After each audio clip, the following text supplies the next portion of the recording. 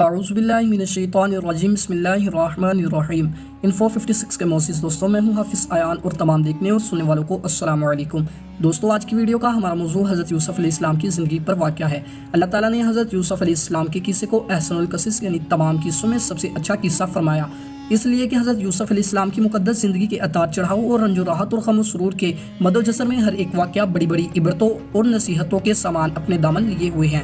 ہم اس قصے کا مختصر خلاصہ بیان کرتے ہیں۔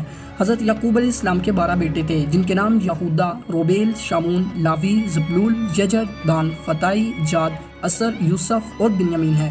ان میں حضرت بنیامین حضرت یوسف علیہ السلام کے حقیقی بھائی تھے، باقی دوسری ماؤں سے تھے۔ حضرت یوسف علیہ السلام اپنے تمام بھائیوں میں سب سے زیادہ اپنے باپ کے پیارے تھے اور چنانچہ ان کی پیشانی پر نبوت کے نشان درخشاں تھے، اس لیے حضرت یعقوب علیہ السلام ان کا بہت احترام کرتے، ان سے انتہائی محبت فرماتے تھے۔ 7 برس کی عمر میں حضرت یوسف علیہ السلام نے یہ خواب دیکھا کہ 11 ستارے اور چاند سورج ان کو سجدہ کر رہے ہیں۔ حضرت یوسف علیہ السلام نے جب اپنا خواب اپنے والد ماجد حضرت یعقوب علیہ السلام کو سنایا تو آپ نے ان کو منع فرمایا کہ پیارے بیٹے، خبردار، تم اپنا یہ خواب اپنے بھائیوں سے مت بیان کرنا، ورنہ وہ لوگ جذبہ حسد میں تمہارے خلاف کوئی چال چل دیں گے۔ چنانچہ ایسا ہی ہوا، ان کے بھائیوں کو ان پر حسد ہونے لگا، یہاں تک کہ سب بھائیوں نے آپس میں مشورہ کیا کہ ان کو کسی طرح گھر سے لے جا کر جنگل کے کنویں میں ڈال دیا جائے۔ اس منصوبے کی تکمیل کے لیے سب بھائی جمع ہو کر حضرت یعقوب علیہ السلام کے پاس گئے اور بہت اصرار کر کے شکار اور تفریح کا بہانہ بنا کر ان کو گھر سے کندھوں پر بٹھا کر لے چلے، لیکن جنگل میں پہنچ کر دشمنی کے جوش میں ان کو زمین پر پٹک دیا اور سب نے بہت زیادہ مارا۔ پھر ان کا کرتا اتار کر اور ہاتھ پاؤں باندھ کر ایک گہرے کنویں میں گرا دیا، لیکن فوراً ہی حضرت جبرائیل علیہ السلام کنویں میں تشریف لا کر ان کو غرق ہونے سے اس طرح بچا لیا کہ ان کو ایک پتھر پر بٹھا دیا جو اس کنویں میں تھا اور ہاتھ پاؤں کھول کر تسلی دیتے ہوئے ان کا خوف و ہراس دور کر دیا۔ اور گھر سے چلتے وقت حضرت یعقوب علیہ السلام نے حضرت یوسف علیہ السلام کا جو کرتا تعویذ بنا کر آپ کے گلے میں ڈال دیا تھا وہ نکال کر انہیں پہنا دیا۔ کہا جاتا ہے کہ اس سے اس اندھیرے کنویں میں روشنی ہو گئی۔ یہ کرتا حضرت ابراہیم علیہ السلام کا تھا۔ حضرت یوسف علیہ السلام کے بھائی آپ کو کنویں میں ڈال کر آپ کے کرتے کو بکری کے خون سے لت پت کر کے اپنے گھر کو روانہ ہو گئے اور مکان کے باہر ہی سے چیخیں مار مار کر رونے لگے۔ حضرت یعقوب علیہ السلام نے گھبرا کر گھر سے باہر نکلے اور رونے کا سبب پوچھا کہ تم لوگ کیوں رو رہے ہو؟ کیا تمہاری بکریوں کو نقصان پہنچ چکا ہے یا پھر؟ حضرت یعقوب علیہ السلام نے دریافت کیا کہ یوسف کہاں ہے؟ میں اس کو نہیں دیکھ رہا ہوں۔ تو بھائیوں نے روتے ہوئے کہا کہ ہم کھیلتے ہوئے دور نکل گئے اور یوسف علیہ السلام کو اپنے سامان کے پاس بٹھا دیا تو ایک بھیڑیا آیا اور بھائی کو کھا گیا۔ یہ ان کا کرتا ہے۔ حضرت یعقوب علیہ السلام نے اشکبار ہو کر اپنے نور نظر کے کرتے کو جب ہاتھ میں لے کر غور سے دیکھا تو کیا دیکھتے ہیں کہ کرتے کو بالکل سلامت ہے، کرتا کہیں سے بھی پھٹا ہوا نہیں۔ ان لوگوں نے کرتے میں خون تو لگایا تھا لیکن پھاڑنا بھول گئے۔ آپ ان لوگوں کے مکر اور جھوٹ کو پہچان گئے اور فرمایا کہ بڑا ہوشیار اور سیانہ بھیڑیا تھا کہ میرے یوسف کو تو پھاڑ کر کھا گیا، مگر ان کے کرتے پر ایک ذرا سی خراش بھی نہیں آئی۔ تو آپ نے صاف صاف فرما دیا کہ یہ سب تم لوگوں کی کارستانی اور فریب ہے۔ پھر آپ نے دکھی دل اور درد بھری آواز میں فرمایا کہ اب تو میرے لیے صبر ہی بہتر ہے اور جو باتیں تم بنا رہے ہو ان پر اللہ ہی کی مدد درکار ہے۔ حضرت یوسف علیہ السلام 3 دن اس کنویں میں تشریح فرما رہے۔ یہ کنواں کھارا تھا مگر آپ کی برکت سے اس کا پانی بہت ہی میٹھا ہو گیا۔ اتفاق سے قافلہ مدین سے مصر جا رہا تھا جب اس قافلے کا ایک آدمی جس کا نام مالک بن زہر خزائی تھا پانی بھرنے کے لیے آیا۔ کنویں میں ڈول ڈالا تو حضرت یوسف علیہ السلام ڈول پکڑ کر لٹک گئے۔ مالک بن نے ڈول کھینچا تو آپ کنویں سے باہر نکل آئے۔ جب اس نے آپ کے حسن و جمال کو دیکھا تو یا بشرا حاضہ غلام یہ کہہ کر اپنے ساتھیوں کو خوشخبری سنانے لگا۔ حضرت یوسف علیہ السلام کے بھائی جو اس جنگل میں روزانہ بکریاں چرایا کرتے تھے روزانہ کنویں میں جانگ جانگ کر دیکھا کرتے تھے۔ جب ان لوگوں نے آپ کو کنویں میں نہیں دیکھا تو تلاش کرتے ہوئے قافلے کے پاس جا پہنچے اور آپ کو دیکھتے ہی کہنے لگے یہ تو ہمارا بھاگا ہوا غلام ہے جو بالکل ہی ناکارہ اور نافرمان ہے۔ اگر تم لوگ اس کو خریدنا چاہتے ہو تو بہت ہی سستا تمہیں فروخت کر دیں گے، مگر شرط یہ ہے کہ تم لوگ اس کو یہاں سے اتنی دور لے جا کر فروخت کرنا کہ یہاں تک اس کی خبر نہ پہنچے۔ تو حضرت یوسف علیہ السلام کے بھائیوں کے خوف سے خاموش کھڑے رہے اور ایک لفظ بھی نہ بولے۔ پھر ان کے بھائیوں نے ان کو مالک بن زہر کے ہاتھوں 20 درہم میں فروخت کر دیا۔ مالک بن زہر نے ان کو خرید کر مصر کے بازار کا رخ کیا اور بازار میں ان کو فروخت کرنے کا اعلان کیا۔ ان دنوں مصر کا بادشاہ ریان بن ولید املیک تھا اور اس نے اپنے وزیر اعظم قطفیر مصری کو مصر کی حکومت اور خزانے سونپ دیے تھے اور مصر میں لوگ اس کو عزیز مصر کے نام سے پکارتے تھے۔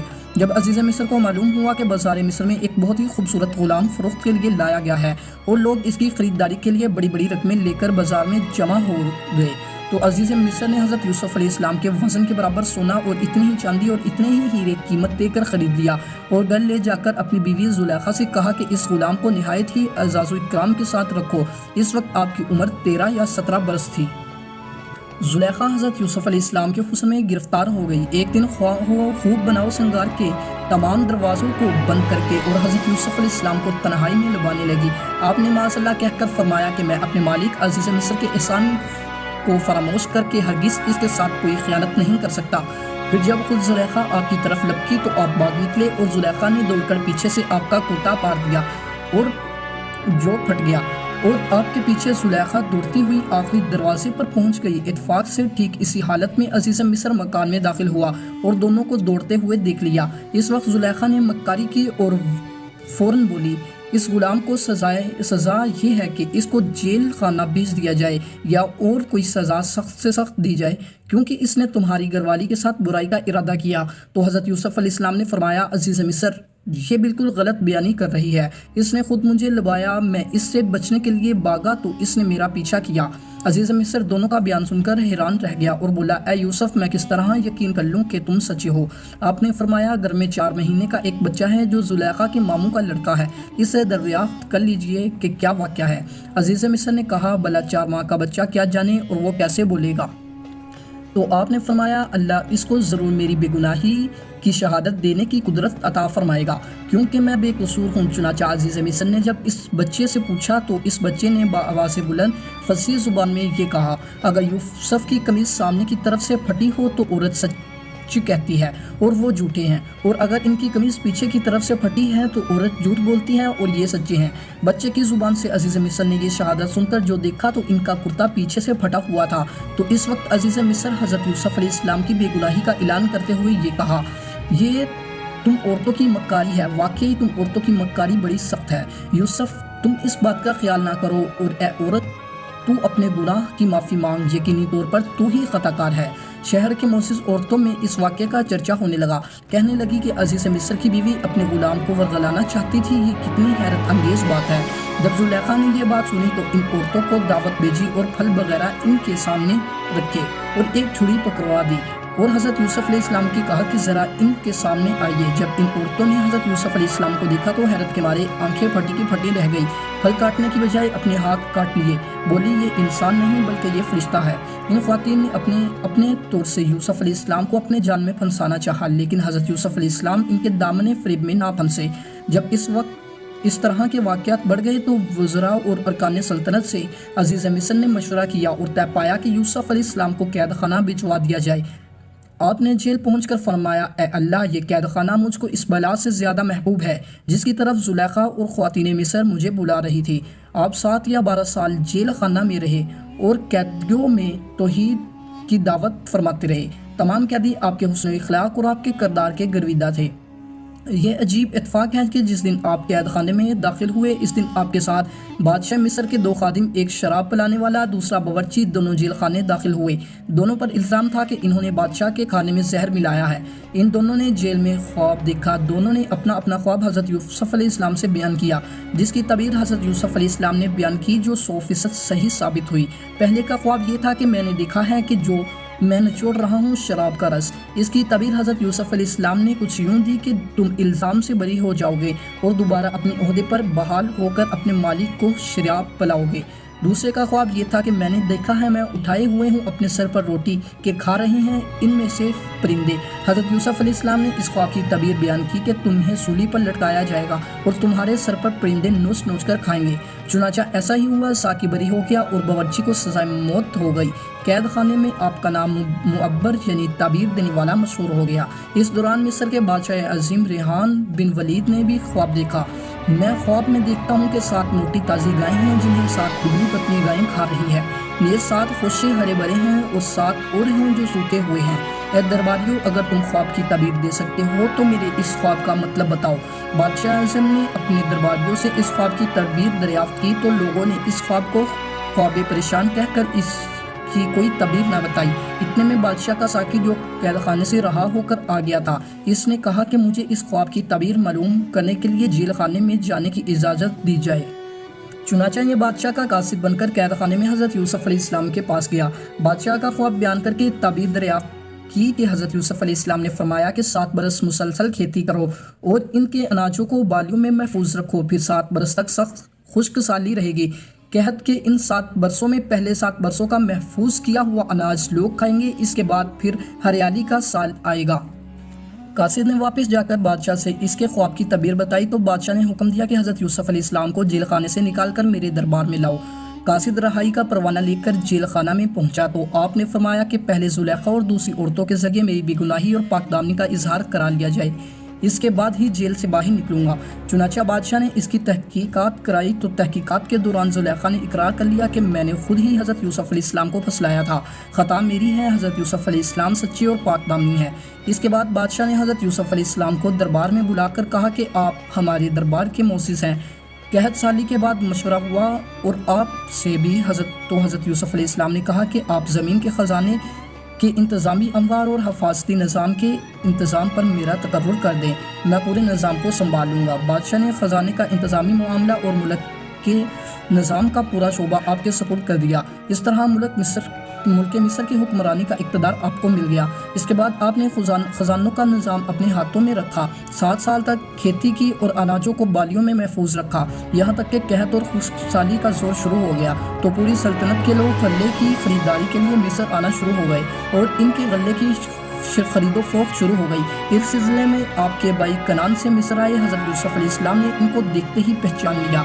इनके भाइयों ने आपको ना पहचाना। आपने इन लोगों को गला दे दिया और फिर फरमाया, मुझे मालूम है कि तुम्हारा एक भाई और भी है, आइंदा इसको साथ लेकर आना, अगर तुम लोग इनको साथ ना लाए तो तुम्हें गला नहीं मिलेगा।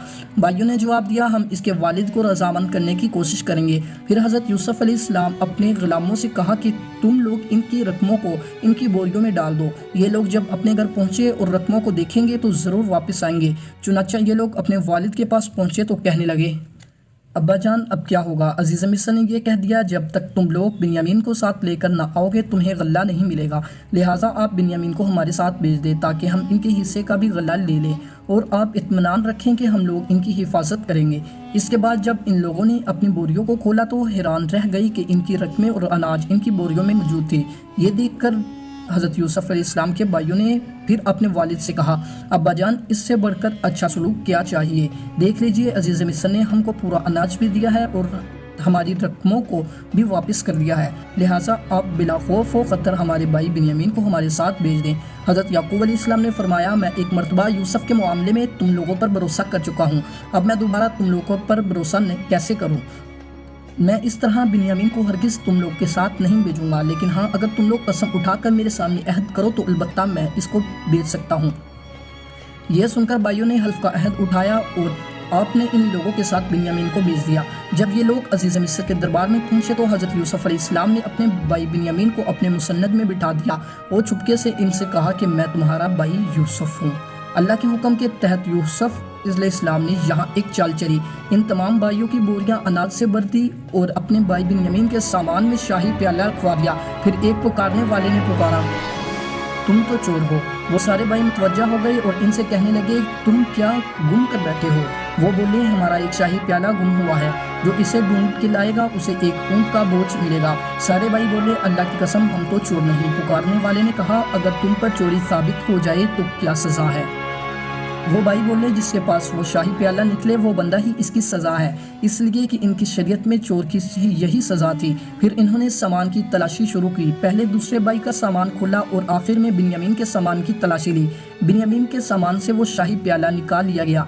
भाई बोले, इसने चोरी की है तो इसका भाई भी इससे पहले चोरी कर चुका है। फिर कहने लगे, ए अजीज़, बेशक हमारा बाप बूढ़ा है और लंबी उम्र वाला है, इसकी जगह हमें पकड़ लो, हम देखते हैं आपको एहसान करने वालों में से। यूसुफ अलैहिस्सलाम ने फरमाया, हम अल्लाह की पनाह पकड़े सवाए इसके कि हमने पाया अपना सामान जिसके पास, बेशक मैं इस वक्त जालिमों से होऊंगा। अब बरादरान यूसुफ सख्त परेशान हुए, अपने वालिद के रूबरू ये अहद करके आए थे कि हम अपनी जान पर खेलकर इसकी हिफाजत करेंगे और यहाँ बिन्यामीन इनके हाथों से छिन गया।